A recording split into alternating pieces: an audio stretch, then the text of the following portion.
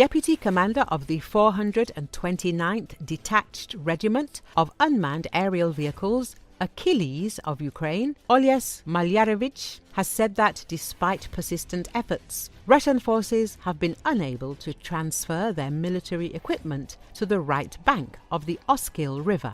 We are operating in the Kupiansk sector, that's both north and south of the region, including the entire territory on the right bank of the Oskil River. This area remains under the control of Ukraine's defense forces. So far, the enemy has failed to move equipment across the river, especially north of the Dvorichna. They are actively trying, constantly setting up pontoon crossings, but our job is to prevent this and disrupt their logistics. Right now, the Russians are relying heavily on infantry. However, without equipment support, their troops cannot advance and are being eliminated by our firepower, Malyarevych stated on Espresso TV. He also noted that Ukraine's defense forces are carrying out limited counteroffensive actions in the Kupiansk direction. On the right bank of the Oskil River, the enemy has managed to concentrate a small force, over 500 troops. Since they haven't been able to transport equipment, they can't even evacuate their wounded. It's also worth mentioning that our forces are conducting minor offensive operations in the area. The objectives are being met, and the occupiers are unable to push forward, he added. The invaders have not abandoned their intentions to fully capture the left bank of the Oskil River. According to the latest information, Ukrainian forces have pushed the enemy back north of the village of Zapadne. We are operating across a wide section of the front. This includes both north of Kupiansk and south of Kupiansk. If we talk about Dvorichna now, near the village of Zapadne, indeed, a small tactical operation was conducted there to improve the position of our troops, Oles Malyarevych said. There are the Russians in this section of the front. Ukrainian fighters are working to ensure that the occupiers cannot establish crossings, particularly targeting their logistics. If equipment is transferred to the right bank, it will pose a very significant danger both for Kupiansk and Velika Buluk. The enemy is infiltrating there with manpower. There are about 500 of them there. They are dying, of course, without the support of their mechanized units, but new ones keep coming, crossing over, Oles Malyarevych told. According to him, the invaders are using armored vehicles in assaults on the left bank. However, there are now significantly fewer than before. Ukraine's defense forces have repelled several Russian assaults. Now they are storming there with no more than 2 or 3 pieces of equipment, but they are being destroyed. Otherwise, they mostly move on light automotive vehicles, buggies and motorcycles, to be mobile and fast, so drones don't take them out. But we still catch up with drones and destroy them, Oles Malyarevych told.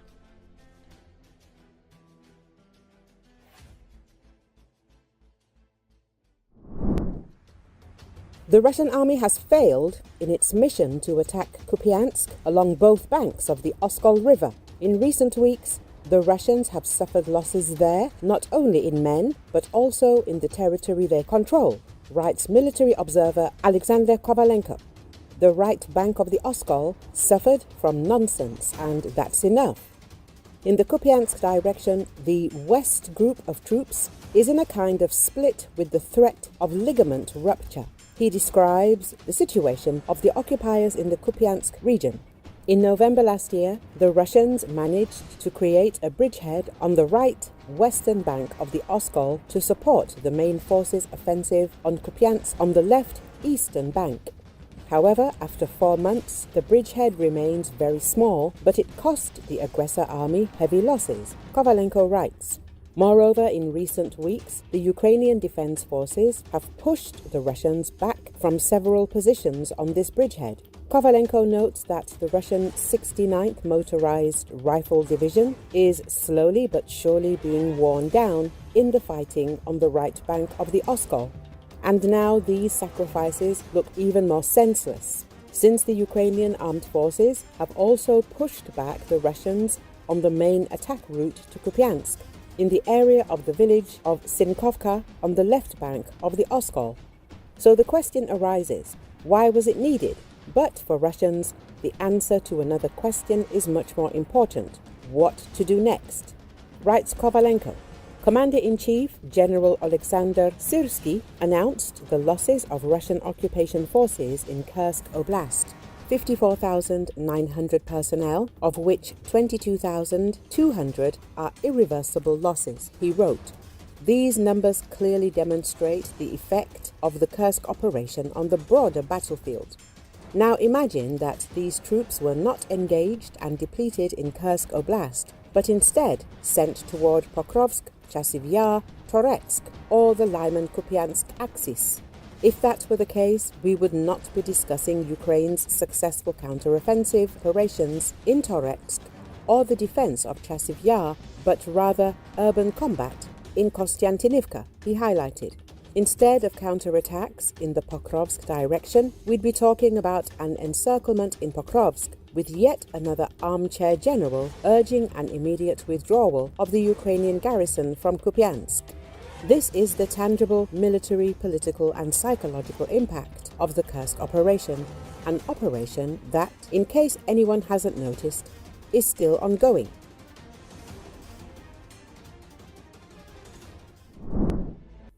Recently, Ukrainian forces successfully eliminated 4 Russian Pantsir I air defense systems using the Darts 429 loitering munitions. The strikes were carried out by the Achilles unit as part of the 92nd Assault Brigade in Kharkiv/Belgorod region. One of the destroyed Pantsir S1 systems had been previously identified on the front line approximately 6 months earlier. Notably, it featured additional rubber screen armor, a modification likely intended to enhance its survivability. However, this adaptation proved ineffective against Ukrainian precision strikes. The elimination of these advanced air defense assets further weakens Russia's ability to counter Ukraine's growing arsenal of long-range drones and loitering munitions. The Darts 429 loitering munition continues to demonstrate its effectiveness in neutralizing high-value targets, underscoring the increasing role of drone warfare in modern combat. Ukraine has previously destroyed a large number of Russian Pantsir S1 air defense systems, making Russia more vulnerable and defenseless to Ukrainian drone attacks. The Pantsir S1 anti-aircraft system, introduced into the Russian armed forces in 2012, represent Russia's latest innovation for combating drones, cruise missiles and helicopters, taking over from the costly 2K-22 Tunguska systems. Interestingly, the Pantsir S1 system, a Russian export success of the last decade, would not have been developed without the financial backing from Arab investors in the 1990s. At the same time, the United Arab Emirates, UAE, was in search of an artillery missile system and agreed to fund Russian development efforts, receiving the first Pantsir S1 systems mounted on German trucks in the early 2000s. The Pantsir S1 is equipped with 2 radars, one for target detection and another for weapon guidance. It includes 2 2A38M automatic cannons with a caliber of 22 mm, each capable of firing up to 2,500 rounds per minute, alongside anti-aircraft missile launchers. The gun component of the system offers a diverse range of ammunition and enables targeting at distances up to 4 kilometers at very low cost, which is crucial in counteracting Ukrainian corn bombers or other drones. The missile section contains 12 missiles arranged in groups of 6, allowing for engagement of several targets at once. According to the Russians, the command-guided missiles can target distances up to 20 kilometers and altitudes up to 15 kilometers. This system is not a fire-and-forget type, as operators must continually guide the missiles until impact. Furthermore, compared to modern systems like Skynex, the Russian system does not employ programmable ammunition.